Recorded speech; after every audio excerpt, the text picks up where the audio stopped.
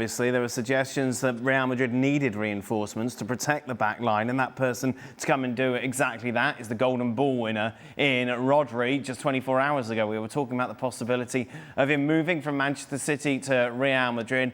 That seems to have taken a dramatic change over the last few hours, Alex. Suggestions are that it's not Real Madrid he'll be heading to, but Barcelona. Yeah, and it's two factors. I think it's Rodri being convinced by Barcelona's proposal and not being convinced that Real Madrid were really serious or committed to signing him. Our understanding is that Rodri's camp felt like Real Madrid were dragging their feet. That's after doubts from right at the top of Real Madrid about Rodri's signing in the beginning. We understand Jose Mourinho, initially was looking for a different kind of profile of midfielder. So put that together with Real Madrid not getting this deal done. In the meantime, Barcelona came in. We understand that Hansi Flick called Rodri personally to explain his vision, his place in the team, how it would work. We understand that Rodri likes the way that Barcelona play, has got some really good friends in that Barcelona dressing room from the Spain squad. So take all those things together, and Rodri basically, I think, got disillusioned with waiting for Real Madrid. Felt like, well, do they really want me? Are they really committed to signing me? I'm not being made to feel like that. And by contrast, Barcelona going all out and doing everything they could, including Flick personally, to show him, well, look, we want you here. And so I think that's all happened at the same time. It's a massive turnaround. I think it's like I say, I think personally it's more important than Vini or Diamande in terms of Real Madrid's prospects this season. I think it changes for me, Madrid from being marginal favourites for the title to dropping back behind Barcelona. I think it's absolutely huge, this. How does it work with Pedri and Pedri playing a bit further forward? How does it work with Frankie de Jong? I suppose maybe Frankie de Jong had a bit of an injury ravaged season at times. He's out with an ACL. Yeah, he's the guy. He's the guy that does that role, isn't he? Yeah. So yeah, I mean, I suppose he would go from one team not quite as harem-scarum as the Barcelona back line, but certainly a team in Man City that he's used to leaving themselves a bit open at the back. So he's kind of used to that. I don't think it's as bad as Barcelona with their high pressing. But yeah, why wouldn't you? If you think Real Madrid are sort of huffing and puffing, why wouldn't you, as Barcelona, if you have the finances to do so, step in there? Rodri we've seen Eric Garcia go in and do a job in there. Yep. I talk about him almost every week as somebody who's so flexible, but did a good job. De Jong did a good job when he was fit. We've seen one or two, Marc Casado come in, but I don't think he's the answer. He's tidy, but he's really a squad player at best. So you've now got one of the best players in that position in the world, albeit, you mentioned it the other day, he didn't have a great season at City, he had a great summer with Spain. He has had some injury concerns, particularly the long-term injury he recently got over, which is not easy. But to get that experience in there to go alongside the likes of Pedri, if Pedri can keep himself fit and playing well, and one or two others that are already there, Fermin Lopez, Dani Olmo, and more, you're just really strengthening that midfield. I still think Barcelona have work to do in terms of their back line, but that's another story. But certainly if you can get Rodri and pip him away from Real Madrid, so it stops them from solving one of their problems and helps you solve one of yours. Don, considering the upheaval we've seen at Manchester City this summer, Pep leaving, obviously Bernardo Silva going as well, are you surprised that they're not fighting harder to keep Rodri to the end of his contract? Well, they probably are. But sometimes when you have a discussion with a player and he makes it known that he might want to go back to Spain and he wants to play for Barca or Real Madrid, you can throw numbers at him, you can throw a contract at him, but sometimes players just want to make that move. And he's earned the right to make that move. I think he's the best in the world. Very rarely do you get a player where he's a plug-in player. He walks straight into the Real Madrid side, walks straight into Barca side, any side you want to name, Rodri walks in being the best midfield player in the world. So City will massively miss him. He was magnificent, and I thought he was the best player at the World Cup in the summer. Stylistically, he can play for both, if it's Barca or Real Madrid. There's a little bit of me that thinks he fits Barca better, where he can sort of dominate and he knows the players that surround him and he can play the position where at Real Madrid he's got so many moving parts in front of him. His job might be that little bit tougher. So, listen, he's got two huge clubs to choose from. I think if I was him, I think I'd lean towards Barca just because of the style of play. See that City team there, that would concern me. Yeah. That looks weak. That's not in the rundown. We'll talk about that another day. Well, yeah. All right. I'm just looking at that with Enzo Maresca in there. That would even looking at the bench. Looking at what Arsenal and one or two others are doing, that would concern me. Alex, I didn't think Barca had too much money. Yeah, but Rodri is relatively affordable. You know, the sort of money that's been talked about in terms of the transfer fee is something like 50, 60 million euros. The wages, of course, are substantial. They have had some players that have gone off the books this summer, like Lewandowski, that have opened up some space there. Look, we've been told for a long time their number one target has been Julian Alvarez. We don't know yet if that's happening or not. We've been told they want to strengthen centre forward with Lewandowski's departure. There are doubts about Ferran Torres as well. But I think financially, I think they can do this Rodri deal. One thing I agree with Craig, I think the Pedri question is interesting. Because remember, Pedri plus Rodri didn't really work for Spain at the World Cup. Pedri dropped out of the team in the end. And that was when Spain really started firing all cylinders. So I think that relationship, how those two work together as a pivot, with maybe Dani Olmo ahead of them or Rafinha or somewhere else, I think that is an open question. We discussed this yesterday, but I just wanted your views on it, Alex. You mentioned Ferran Torres, and with Lewandowski leaving, you think, right, he's going to be the number 9. He's going to lead the line for this Barcelona side. What a great summer it is for him. He scores the winning goal in the World Cup, and now we can focus on retaining the title with Barca.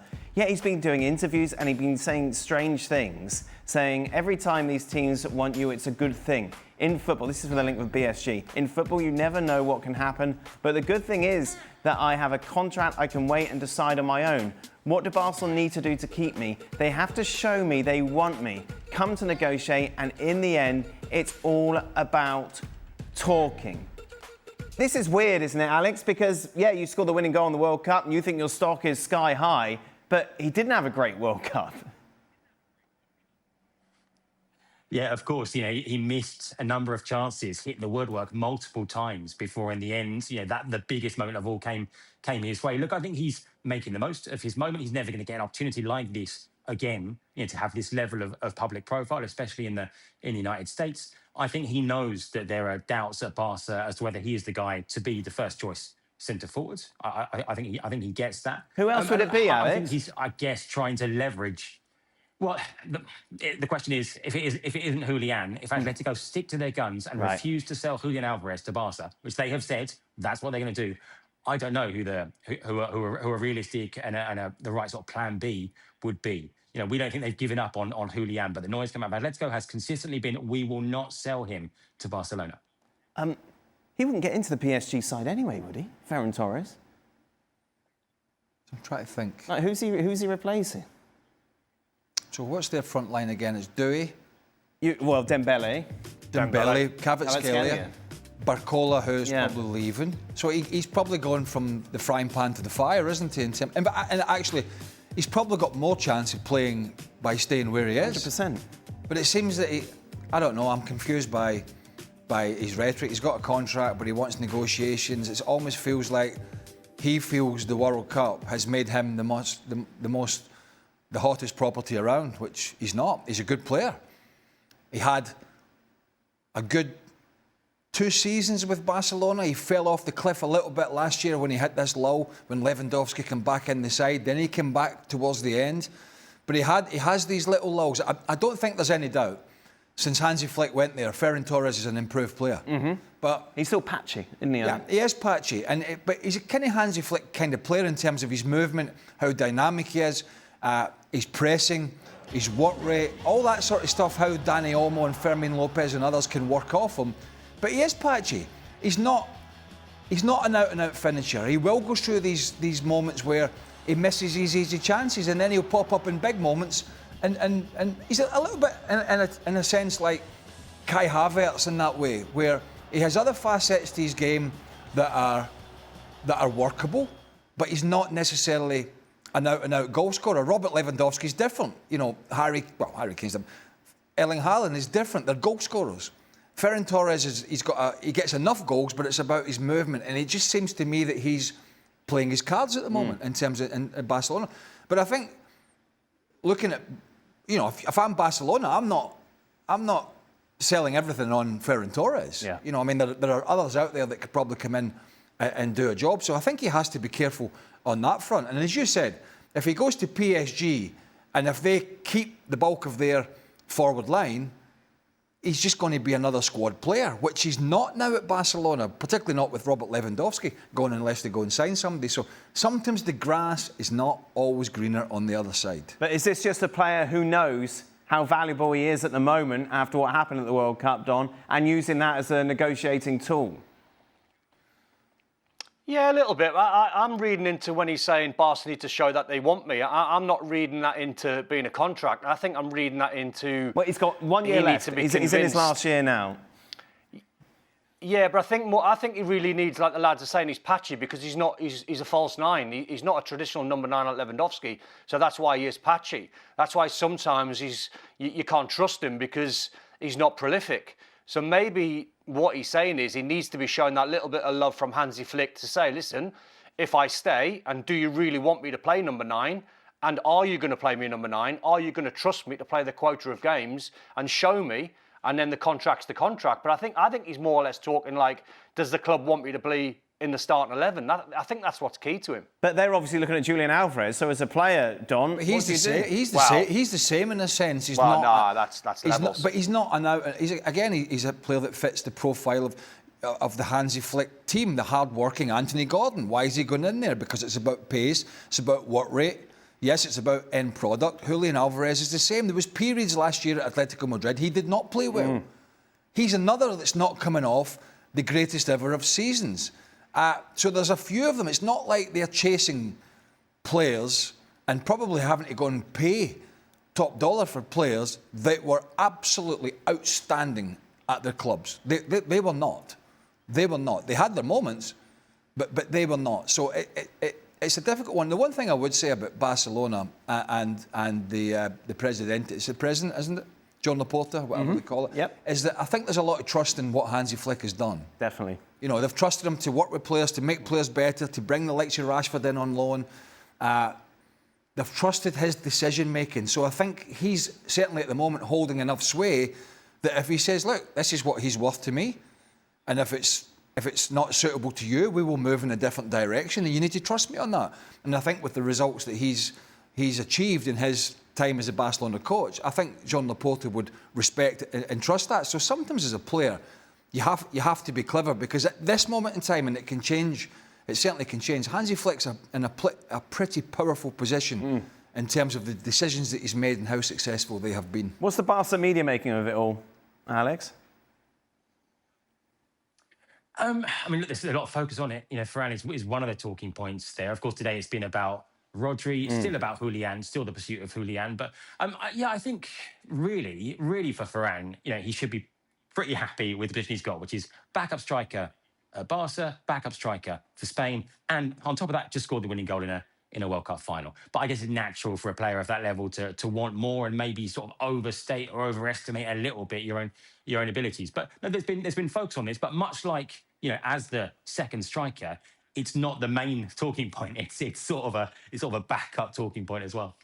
He has not only won the World Cup, he threw the first pitch out at Yankee Stadium for New York Yankees. Not bad at all. There he is. He's loving life at the moment. Was it a fastball? Curveball? What was it? It was a knuckleball. Ball. It was a ball. Or was it underarm? Right, come on, get onto the pitch. Yeah. Yes. Right, here we go. Right, there we are. Yeah, definitely not a fastball. There we are, Ferran Torres. Meanwhile, Gavi has dyed his hair pink. He said he'd do so if Spain win the World Cup. There it is. Oh, it's proper pink. You never do stupid stuff. Hey! There it is. If there's always a reason to get out these old And yours archives. wasn't even for winning the World Cup. Was it for getting out of bed? I was just for being at the World Cup.